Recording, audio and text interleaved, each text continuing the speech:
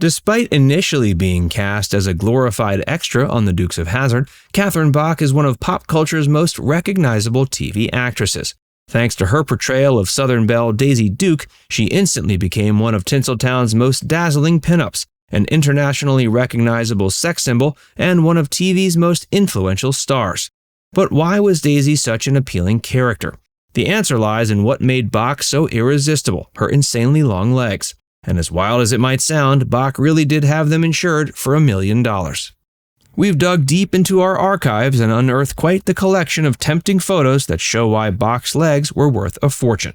So keep watching. Bach's rise. Born in Cleveland, Ohio on March 1, 1954, Bach grew up in the nearby town of Warren. Her mother, Norma Jean Kucera, was an acupuncturist, while her father, Bernard Bachman, was a rancher. Bach spent some of her childhood on a ranch in South Dakota and graduated from Stevens High School in Rapid City, South Dakota in 1970. She then briefly studied drama at UCLA while supplementing her income by making clothes for friends and various theater groups. She made her acting debut in a production of The Sound of Music. Her first screen appearance was in the Burt Lancaster-directed murdery mystery The Midnight Man. Her next major role was in the 1974 film Thunderbolt and Lightfoot. But it was in 1979 that Bach landed her most prominent role. Daisy Duke and those stunning legs. The Dukes of Hazzard aired on CBS from 1979 through 85 and featured sexy actress Catherine Bach as Daisy Duke, the cousin of Beau and Luke Duke, played by Tom Wopat and John Schneider, respectively.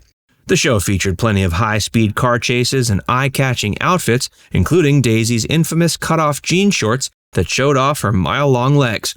So it's no surprise Daisy has continued to be popular in pop culture since the series ended.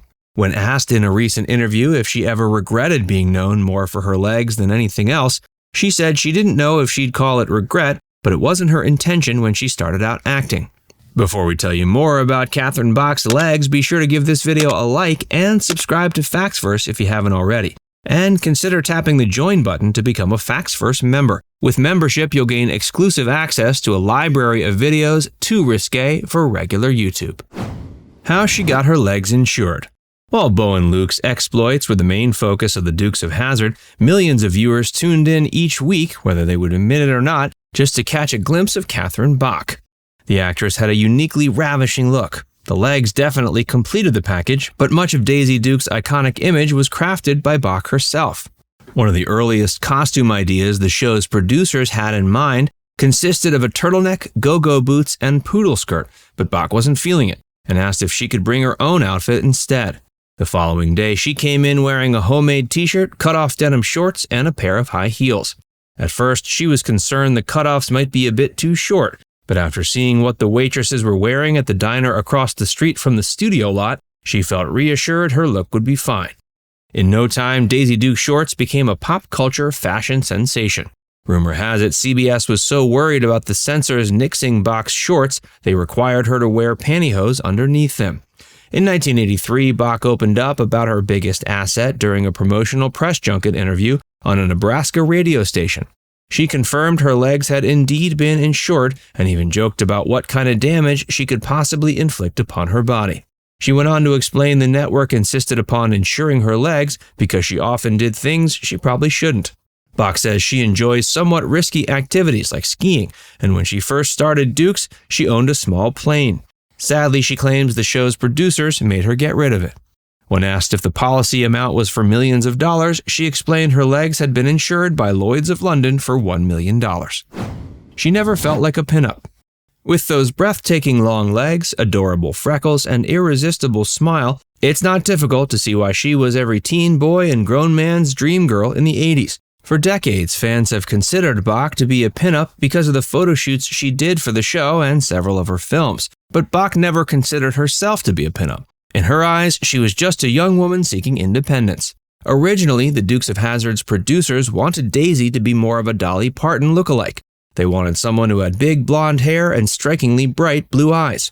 But after meeting with brown-eyed brunette Catherine Bach, the producers knew they had the perfect person to play Daisy. She was dripping in charisma, had that sort of girl-next-door charm, and had looks to kill. Even though she might not have been what they were looking for, Bach checked all the boxes. Before landing that iconic role, Bach struggled to find success in the entertainment industry. Her previous role had been a one-woman stage show. Before that, her agency told her she looked too exotic and fired her. They told her they would never be able to make money off of her since she didn't have porcelain pale skin and blonde hair. Representing herself and starring in that one-act play impressed the Dukes of Hazzard producers so much they offered her the role on the spot. Bach's always done things her own way. Once Catherine became an official cast member of the Dukes of Hazzard, the battle over her appearance didn't simply stop. When Bach was tasked with posing for a poster to promote the show, she had some disagreements with Warner Brothers and their ideas for the shoot. Warner wanted her to follow essentially the same formula as Farrah Fawcett, but Bach felt like her fans wanted something different. In her opinion, audiences wanted to see her as an all-American country girl. Even though Warner kept pushing their ideas, Bach refused to back down. Eventually, they told her if she wasn't willing to do it their way, they weren't going to pay for it. Bach replied by saying in that case, she'd do the shoot on her own. So she took her famous shorts, a red and white top that she'd made by hand, and did her own makeup. To bring it all together, she got some daisies and had a friend of hers take the shots. Bach said that from start to finish, the shoot only took about an hour, but in the end, she was spot on about what her fans wanted to see. Because the poster that featured a shot from that photo shoot went on to sell 5 million copies. In fact, if it weren't for that poster, she might not have ever gotten her legs insured. Even though Bach's image was featured in one of the best-selling posters of all time, she still shies away from seeing herself as a pinup. Looking back on it, Bach recalls how her husband at the time didn't like her working. When you couple that with the way Warner Brothers was trying to control her, it makes sense that Bach would have a much deeper take on what that iconic image represented. Even so, to all those who grew up with Bach's image hanging on their wall, she'll always be seen as a sex symbol. Now it's time to hear from you. Which part of this story was most surprising to hear about? Let us know in the comments section below. And before you go, make sure you give this video a like and subscribe to Facts First if you haven't already. Click the bell icon to stay updated on all our latest content.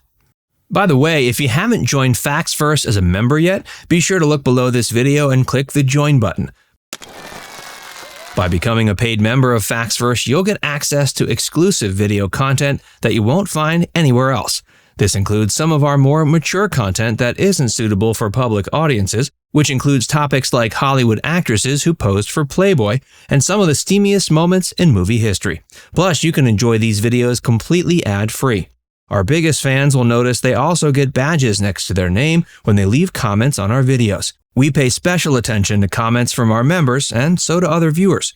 So if you want exclusive content from Facts First or inside access to discussions with other community members, click the join button to get started for just $4.99. There are hours of members-only videos waiting for you, with new videos added every month. And we're actively working on bringing even more features to help fans like you connect with other members and get more of your favorite content. Just click join, and we'll see you inside the membership tab.